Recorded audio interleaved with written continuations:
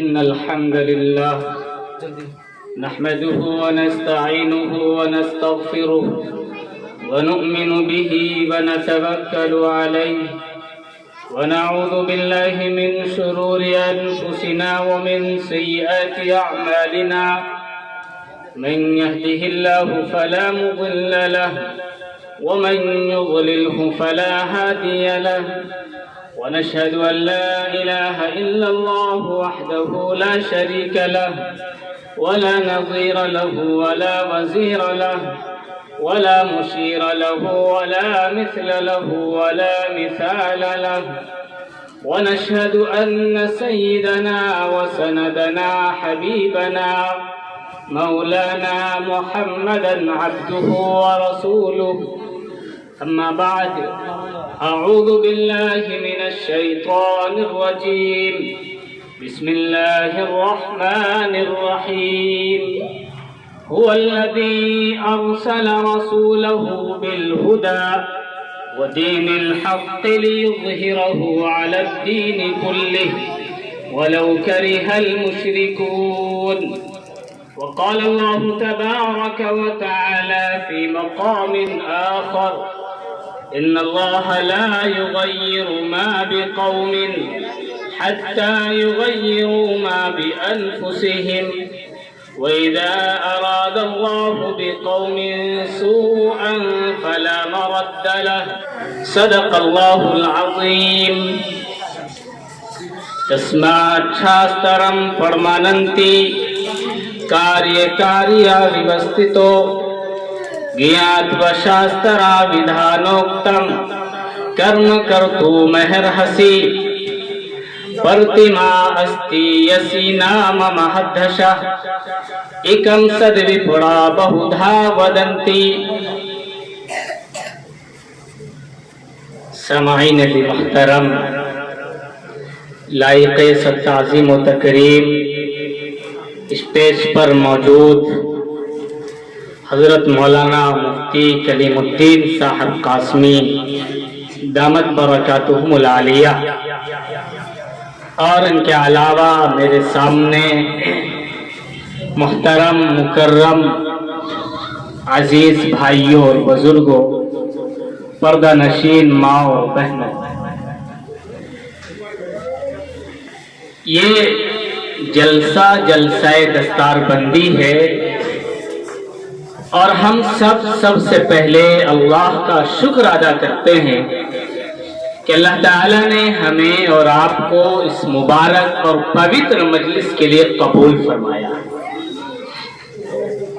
अल्लाह से दुआ है कि अल्लाह ताला हमारे इस बैठने को,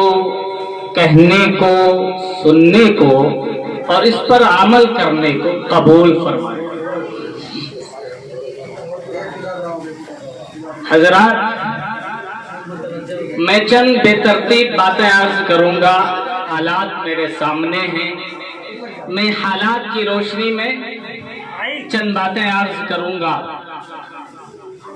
अल्लाह तबारक व तआला का निज़ाम है और अल्लाह ने उस निज़ाम को बयान किया कुरान के 13वें पारे में। अल्लाह ने फरमाया इन्नल्लाह ला युगय्यिरु मा बिकौमिन हत्ता युगय्यिरु मा बिअनफुसिहिम। अल्लाह का निज़ाम ये है, जब एक इंसान अपनी जिंदगी को गलत रास्ते पर गुजार रहा हो, अल्लाह की नाफरमानी कर रहा हो, रसूलुल्लाह की सुन्नत को छोड़कर शैतान की पैरवी कर रहा हो और शैतान के नक्शे कदम पर अपनी जिंदगी गुजार रहा हो और अपनी जिंदगी को अल्लाह के हुक्म के मुताबिक न गुजारता हो और उसके दिल में ये इरादा और ख्याल और जज्बा और वलवला भी पैदा नहीं होता कि मैं अपनी जिंदगी को सही रुख पर लाऊं, अल्लाह उसके रसूल के मुताबिक जिंदगी गुजारूं, तो अल्लाह फरमाते हैं कि अगर उसने इरादा नहीं किया तो अल्लाह को कोई जरूरत नहीं है कि अल्लाह जबरदस्ती اس کو شراب خانے سے اٹھا کر، سنیما ہال سے اٹھا کر، اللہ اس کو نافرمانوں کی مجلسوں سے اٹھا کر اس کو نیک لوگوں کے زمرے میں شامل کر دے اور اس کو زبردستی اللہ مسجدوں تک لے جائے۔ اللہ کا یہ نظام نہیں۔ اللہ فرماتے ہیں ان اللہ لا یغیر ما بقوم، کہ جب تک کوئی قوم اپنی حالت کے بدلنے کا، اپنی روش کے تبدیل کرنے کا ارادہ نہیں کر لیتی ہے، اللہ تعالیٰ اس وقت تک اس قوم کی حالت کو نہیں بدلتے۔ معلوم یہ ہوا اس آیت کے ضمن میں اگر ہمیں اور آپ کو، کائنات میں بسنے والے انسانوں کو اپنی حالت کو بدلنا ہے، تاریخ میں اپنا وجود رقم کرنا ہے اور یہ ثابت کرنا ہے کہ مسلمانوں کے اندر بیداری ہے، تعلیمی بیداری، سیاسی بیداری، سماجی بیداری اور معاشرتی بیداری، اگر اس بیداری کو ثابت کرنا ہے تو سب سے پہلے ہمیں اور آپ کو اور پوری امت مسلمہ کو یہ عزم مصمم کرنا پڑے گا کہ ہمیں اپنی حالت کو بدلنا ہے۔ بدلیں گے نا انشاءاللہ؟ انشاءاللہ۔ اسی کو اللہ نے فرمایا ان اللہ لا یغیر ما بقوم، اور اسی کو میں نے ایک منتر کی روشنی میں ایک اسلوب آپ کے سامنے پڑھا، ہمارے برادران وطن کی کتابوں میں لکھا ہے۔ اس کا مطلب یہ ہے جو میں نے پڑھا ہے کہ جب تک آدمی کامیابی اور کامرانی کو نہیں پہنچ سکتا، فلاح اور مرادی کو آدمی اس وقت تک نہیں پہنچ سکتا ہے جب تک کہ وہ اپنے دھرم شاستر کو فالو نہ کر لے۔ اپنی دھرم شاستر کا مطلب شریعت کے مطابق اپنی زندگی کو نہ گزارنے لگ جائے۔ اگر انسان کامیابی چاہتا ہے، کامرانی چاہتا ہے، ہم اور آپ کامیابی اور آنا ہوگا، احادیث رسول پر آنا ہوگا، اللہ کے نبی صلی اللہ علیہ وسلم کے بتائے ہوئے تعلیمات پر آنا ہوگا، اور اس کے لیے ہمیں نبی صلی اللہ علیہ وسلم کی تعلیمات کو پڑھنا ہوگا۔ آپ علیہ السلام کا ظہور کس زمانے میں ہوا اور کیسے وقت میں ہوا؟ آپ چھٹی صدی عیسوی کی تاریخ کو یاد کیجئے، جب ایک انسان دوسرے انسان کے خون کا پیاسا تھا، ایک کنویں پر اپنی بکری کو پانی پلانے میں لوگ جھگڑ جایا کرتے تھے، اور ایک بھائی کی اگر ایک دوسرے بھائی سے جھگڑا ہو جائے تو 7 نسلوں تک وہ جھگڑا منتقل ہوتا رہتا تھا۔ ایک عجیب سسٹم تھا، اگر کسی کے گھر میں لڑکی پیدا ہو جائے تو اس لڑکی کو زندہ درگور کر دیا کرتے تھے، اور داماد بنانے کو اپنے لئے ایک عار اور شرم محسوس کیا کرتے تھے۔ نہ جانے کیسی فضا تھی اس سنگین حالات میں، جب اللہ کو اپنے بندے پر اور اللہ نے رحم کا ارادہ کیا اور یہ چاہا کہ اس بندے کے اس زندگی کو سدھارا جائے اور اس کو غلط راستے سے ہٹا کر نیک راستے پر لایا جائے، تو اللہ تبارک و تعالی نے سرزمین مکہ پر محمد مصطفیٰ صلی اللہ تعالی علیہ وسلم کا ظہور فرمایا، اور اللہ نے فرمایا هو الذی ارسل رسولہ بالہدی ودین الحق لیظہرہ علی الدین کلہ ولو کرہ المشرکون، کہ اللہ تبارک و تعالیٰ کی وہ ذات ہے جس ذات نے تمہارے اندر ایسے رسول کو بھیجا ہے، والذی بعث رسولہ بالہدی، ہدایت دے کر، ودین الحق، اور دین حق دے کر، لیظہرہ علی الدین کلہ، اس رسول برحق کا کام کیا ہوگا کہ اس دین کو، اپنے دین کو، دین محمدی کو تمام ادیان پر غالب کر دے، اور دین محمدی سے پہلے جتنے ادیان کا ظہور ہوا ہے وہ تمام ادیان مغلوب ہو جائے، اور دین محمدی اور رسالت محمدی پوری دنیا کے سامنے عام ہو جائے۔ میرے بھائیو، اللہ تبارک و تعالیٰ نے محمد الرسول اللہ کا انتخاب کیا اور آپ کو نبوت کی دولت سے سرفراز فرمایا۔ اس کے بعد پھر اللہ تعالیٰ نے یہ انتخاب کیا کہ اس نبی کے ماننے والے، اس امت میں پیدا ہونے والے اور اس نبی کی اطاعت کرنے والے، اس نبی کی شریعت کو فالو کرنے والے، اس نبی کی شریعت پر عمل کرنے والے कौन लोग होंगे? कुरान ने बयान किया, कुंतुम खैर उम्मतिन उखरिजत लिन्नास तअमुरून बिल मारूफ व तनहौन अनिल मुनकर। कि अल्लाह तबारक व तआला ने उस नबुव्वत मुहम्मदी और मोहम्मद सल्लल्लाहु अलैहि वसल्लम के फॉलो करने वाले को तुम में सबसे बेहतर बनाया, खैर उम्मत का लक़ब अता किया। क्यों? ताकि तुम बुराइयों से रोकते रहो और भलाई का हुक्म करते रहो। मेरे भाइयों, आज जो हालात है, वक्त का जो तकाजा है, मैंने ये बातें इसलिए अर्ज की, इस हालात के पेश नजर हमें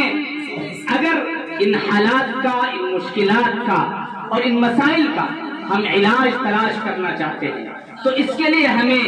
वही नबुव्वत मुहम्मदी और दौर मुहम्मदी का मुताला करना होगा और उस दौर में जाना होगा कि उस दौर का क्या हालात और कैसे संगीन जराइम थे। नबी अलैहिस्सलातु वस्सलाम ने उस दौर में कैसी मेहनतें की और कुफ्फार की तरफ से दीन इस्लाम पर कैसे बेजा सवालात और एतराज किए जा रहे थे। नबी अलैहिस्सलाम ने उनका मुकाबला किया, टू कॉपी और सिस्टम ब सिस्टम। इसी तरीके से इस जमाने में वही हालात सामने हैं, दीन इस्लाम के खिलाफ तरह तरह के प्रोपेगेंडे किए जा रहे हैं और वही सवालात जो मोहम्मद सल्लल्लाहु अलैहि वसल्लम के जमाने में दौरे मोहम्मद में, दौरे नबुव्वत में कुफ्फार किया करते थे, आज के बिरादरान वतन इस्लाम पर और मोहम्मद सल्लल्लाहु अलैहि वसल्लम की जाते गिरामी पर वही सवाल दोहराते हैं। आपने सुना होगा, सोशल मीडिया में आपने देखा होगा कि कैसे हमारे बिरादरान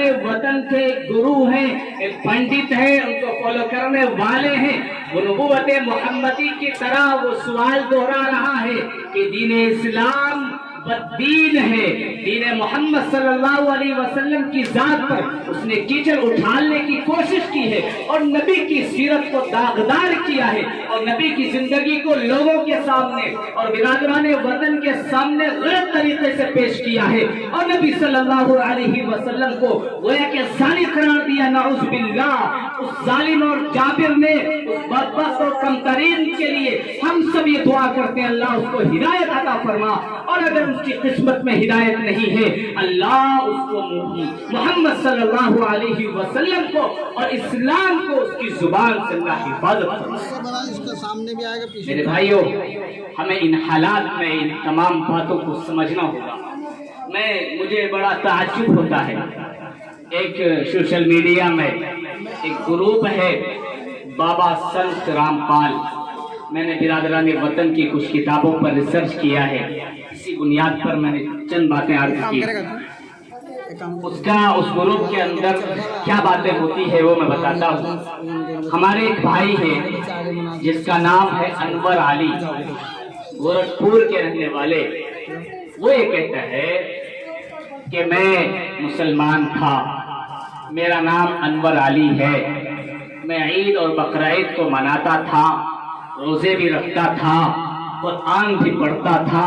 लेकिन जब मैं जेल गया, जब मेरे सामने हालात आए, मैं मौलवियों के पास गया, मुल्लाओं के पास गया और दीगर लोगों के पास गया, लेकिन मुझे मेरे मसाइल का हल नहीं मिला। वो अनवर अली ये कहता है कि मैंने मौलवियों के पास जाकर, मुल्लाओं के पास जाकर और इस्लाम के जो रहनुमा और रहबर बनते, मैं उन तमाम लोगों के पास गया और मेरे मसाइल का हल नहीं हुआ। लेकिन गौर से सुनिएगा, कितनी पॉइंट की बात है। वो यूँ कहता है कि जब मेरे मसाइल का हल नहीं निकला तो मैं बाबा संत रामपाल के पास गया, उनके सामने उनके शरणों में जाकर मैं गिरा और मैंने जाकर वह तरबियत की और मैंने उनसे गुहार लगाई और मैंने कहा, बाबा मेरे सामने ये हालात हैं, मैं क्या क्या करूं और कैसे करूं जिससे मैं इन हालात से छुटकारा पा जाऊं। तो बाबा संत रामपाल ने उसको तरतीब बताई और उनको तरीका सिखाया और उनको चंद बातों के लिए कहा कि तुम्हें आज से ये काम नहीं करना, ये काम नहीं करना, इससे परहेज करना है और इस तरीके से आपको काम करना है। वो अनवर अली कहता है कि मैंने उसके मुताबिक अमल किया تو میں رہا بھی ہو گیا اور میرے سامنے جو حالات تھے میں ان تمام حالات سے پاک و صاف ہو گیا. لیکن جیسے میں نے اس کو سنا اور میں نے دیکھا تو میرے ذہن میں فوراً یہ بات آئی کہ کاش میرے بھائی انور علی جس طریقے سے اسلام نے آپ کو بتایا ہے، قرآن نے آپ کو بتایا ہے، نبی صلی اللہ علیہ وسلم کی جو تعلیمات ہے اس تعلیمات کے مطابق اگر آپ نے عمل کیا ہوتا، قرآن پر عمل کیا ہوتا، نبی کی زندگی پر عمل کیا ہوتا تو آج سے نہ جانے آپ کو جیل میں جانے کی نوبت ہی نہ آتی. اگر آپ نے قرآن پر عمل کیا ہوتا آپ کے سامنے حالات نہ آتے. اگر آپ نماز کے پابند ہوتے آپ کے سامنے حالات نہیں آتے. اگر آپ زکات اور صدقات اور خیرات کے پابند ہوتے آپ کے سامنے حالات نہیں آتے. مجھے تعجب ہوا اس بات پر کہ آپ نے اس پنڈت کے کہنے کے مطابق عمل کیا تو آپ پر حالات، آپ کے حالات ختم ہوئے. کاش اگر آپ نے اسلام کے کہنے کے مطابق عمل کیا ہوتا تو ان حالات کا وجود ہی نہ ہوتا. تو ضرورت اس بات کی ہے کہ ہمیں اپنے نوجوانوں میں بیداری پیدا کرنا ہے. اور چند باتیں اور عرض کروں ان نوجوانوں کے لیے جو جہیز کے لالچی ہیں اور ہماری ماں اور بہنوں کو، خود آپ کے سیلمپور کا واقعہ ہے، دلی عشق میں اس لڑکی کی شادی ہوئی اور اس لڑکی کو صرف جہیز کی بدولت، جہیز نہ دینے کی وجہ سے اور اس لڑکے کے ظالم لڑکے کے مطالبے کو پورا نہ کرنے کی وجہ سے میرے بھائی اس لڑکی کو ٹھنڈ کے موسم میں،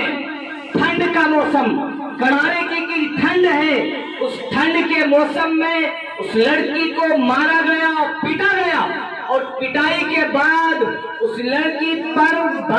برف کے پانی کو چھڑکا گیا اور برف کے پانی سے اس لڑکی کو نہلایا گیا اور نہلانے کے بعد کمرے میں ڈال کر برف کا پانی اس کے اوپر ڈال کر اوپر سے پنکھا چلا دیا گیا. میرے بھائی سوچئے وہ صنف نازک جس کو اسلام نے برابری کا حق دیا ہے،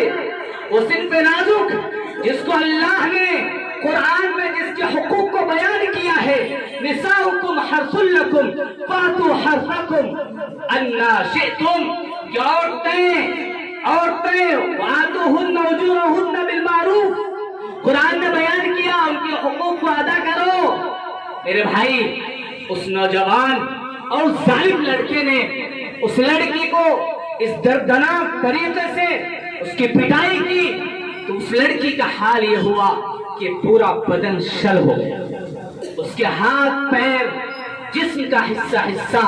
کام کرنا بند کر دیا. اور آج وہ لڑکی بے تحاشا، جب بھی کوئی انسان گویا کہ اس لڑکی کی حالت ہے کہ انسان سے اس لڑکی کو ڈر لگتا ہے. اگر کوئی آدمی اس کی ماں، اس کی بہن اس لڑکی کے پاس جاتی ہے تو بلبلانے لگتی ہے، روتی ہے اور چلاتی ہے. اور خود آپ کے دلی کا مشہور سوشل میڈیا فرحان یحییٰ صاحب جو ہندوستان لائیو چلاتے ہیں، انہوں نے اس کو کور کیا ہے اور انہوں نے دکھایا ہے کہ فرحان یحییٰ صاحب نے یہ دکھایا کہ وہ لڑکی بے چین ہے، انسان سے اسے ڈر لگنے لگا ہے اور ہمیشہ یہ ڈر اس کو ستاتی ہے کہ کبھی ایسا نہ ہو وہ آدمی آ کر مجھے کوئی مار نہ دے، جان سے مجھے ختم نہ کر دے. اس کے جسم کو اگر کوئی ہاتھ لگا دے وہ لڑکی بے چین ہو جاتی ہے، کرانے اور چلانے لگتی ہے. اس لیے میرے بھائیوں ہمیں اپنے نکاح کو آسان کرنا ہے. اسلام کی یہ تعلیمات نہیں ہے، ہمارے عمل نے اسلام کو بدنام کیا ہے. ہم اپنے عمل کو سنواریں، ایسی تنظیم بنائیں اور ایسی کمیٹیاں بنائیں کہ جہاں پر جہیز کا رواج ہو، جس شادی میں جہیز لیا جائے لڑکی والوں سے مطالبہ کیا جائے، اس شادی کے بائیکاٹ کر دیا جائے اور جو اس علاقے کا قاضی ہے ایسے نکاح کو نہ پڑھایا جائے. ابھی شاملی کا واقعہ ہے، بڑا کیرانہ کا بڑا معتدل اور بڑے خوش قسمت وہ قاری صاحب ہے اور میں اس کو سلام پیش کرتا ہوں اس قاری صاحب کو. انہوں نے یہ کیا کہ لڑکا دلی سے بارات گئی، دو بھائی کی بارات ایک گھر میں، لیکن جب وہ کیرانہ اور شاملی جب وہ لوگ پہنچے تو گاڑی سے باہر نکل کر دونوں دلہا ڈانس کرنے لگے. یہ مسلمان کے بچے ہیں. انہوں نے ڈانس کیا. قاضی صاحب کو جو اس علاقے کے امام صاحب تھے ان کو پتا چلا کہ دلہا صاحب نے ڈانس کیا ہے. جب نکاح پڑھانے کے لیے بلایا گیا وہاں پر جا کر قاضی صاحب نے انکار کر دیا کہ میں نکاح نہیں پڑھی. سارے نیوز والوں نے اس کو کور کیا. تو ایسے ہی ہمیں اپنے سماج کو درست کرنے کے لیے, اپنے حالات کو بدلنے کے لیے ہمیں ضرورت اس بات کی ہے ایسی منظم کمیٹیاں بنائیے اور محلے کے گلی کے جو بااثر لوگ ہیں ان کو جمع کر کے ایسی میٹنگ کیجیے. اور آل انڈیا مسلم پرسنل لا کا یہ پیغام ہے اور باضابطہ وہ ایک مہم چلا رہے ہیں آل انڈیا مسلم پرسنل لا بورڈ والے کہ بھئی نکاح کو آسان بنایا جائے. اور اللہ کے نبی کی حدیث ہے وہ نکاح سب سے بابرکت ہے جس نکاح میں خرچہ کم ہو, جس نکاح میں کم خرچ کیا جائے وہ نکاح سب سے آسان نکاح اور برکت والی نکاح ہے. اس لیے میرے بھائیوں ہمیں اپنے سماج کو سنوارنے کی ضرورت ہے. ہمیں پھر نبی صلی اللہ علیہ وسلم کی اسی تعلیمات پر عمل کرنے کی ضرورت ہے جو تعلیمات نبی علیہ السلام لے کر آئے ہیں. لیکن اگر ہم اس تعلیمات پر عمل نہ کریں, اس کو فالو نہ کریں اور یہ کہیں کہ میرے گھر میں جن ہے, میرے کاروبار نہیں چل رہا ہے, مجھے بھوت پریشان کر رہا ہے, اور لوگوں کے طرح طرح کے سوالات آتے ہیں. میں ایک مسجد میں امام ہوں, لوگ آتے ہیں میرے بھائی, لوگ حالات لے کر آتے ہیں, اور صاحب یہ حال ہے. میرے بھائی نہیں ہوگا. آپ کے حالات اس وقت درست ہوں گے جب آپ اسلام پر آئیں گے, جب آپ قرآن پر آئیں گے, جب آپ شریعت پر آئیں گے, نبی کی تعلیمات پر آئیں گے. یا ایھا الذین آمنوا ادخلوا فی السلم کافہ, اسلام میں کامل طریقے سے داخل ہو جاؤ. صرف نماز پڑھنے سے اسلام میں داخل نہیں ہوتا. صرف نماز پڑھنے کو ہم نے عبادت سمجھ لیا. وما خلقت الجن والانس الا لیعبدون, بڑے شوق سے ہم بیان کرتے ہیں اللہ نے انسان اور جنات کو اپنی عبادت کے لیے پیدا کیا. یہ کہتے ہیں میرے بھائی عبادت کا مطلب صرف نماز پڑھ لینا نہیں ہے, عبادت کا مطلب صرف روزہ رکھ لینا نہیں ہے, بلکہ عبادت صرف یہ نہیں ہے. عبادت یہ ہے اگر راستے میں آپ چل رہے ہیں, راستے میں تکلیف دینے والی کوئی چیز ہے اس کو ہٹا دینا بھی عبادت ہے. کسی مسلمان کے دل کو خوش کر دینا یہ بھی عبادت ہے. کسی یتیم کے سر پر ہاتھ پھیر دینا وہ بھی عبادت ہے. مدرسے میں کچھ دے دینا یہ بھی عبادت ہے. مدرسے کے بچوں کی مدد کر دینا یہ بھی عبادت ہے. اور اس کے علاوہ زندگی کا ہر مرحلہ عبادت ہے. اور میں ایک نقطے کی بات یہ کہا کرتا ہوں, اللہ نے ایک طرف تو یوں فرمایا کہ ہم نے انسان اور جنات کو محض کا مطلب صرف اپنی عبادت کے لیے پیدا کیا. اور صرف کا مطلب کیا ہوتا ہے ہماری زبان میں؟ ہماری زبان میں صرف کا مطلب یہ ہوتا ہے کہ بھئی اس کے علاوہ اور کوئی کام نہیں کرنا, یہی کام. ہم کوئی بات کہتے ہیں بیٹا صرف یہی کرنا ہے, اس کا مطلب یہ ہے کہ اس کے علاوہ اور کوئی کام نہیں کرنا ہے. اللہ فرماتے ہیں ہم نے انسان اور جنات کو صرف اپنی عبادت کے لیے پیدا کیا. کیا انسان عبادت کے علاوہ کوئی کام نہ کرے؟ کھانا ہے, پینا ہے, گھر بنانا ہے, شادی بیاہ ہے, رشتہ داروں کے حقوق کو ادا کرنا ہے. تو معلوم یہ ہوا. اور دوسری طرف اللہ فرماتے ہیں لا یکلف اللہ نفسا الا وسعها, کہ اللہ کسی انسان کو اس کی طاقت سے زیادہ کا مکلف نہیں بناتے. جس کے اندر جتنی صلاحیت ہے, جتنی استطاعت ہے, جتنی طاقت ہے,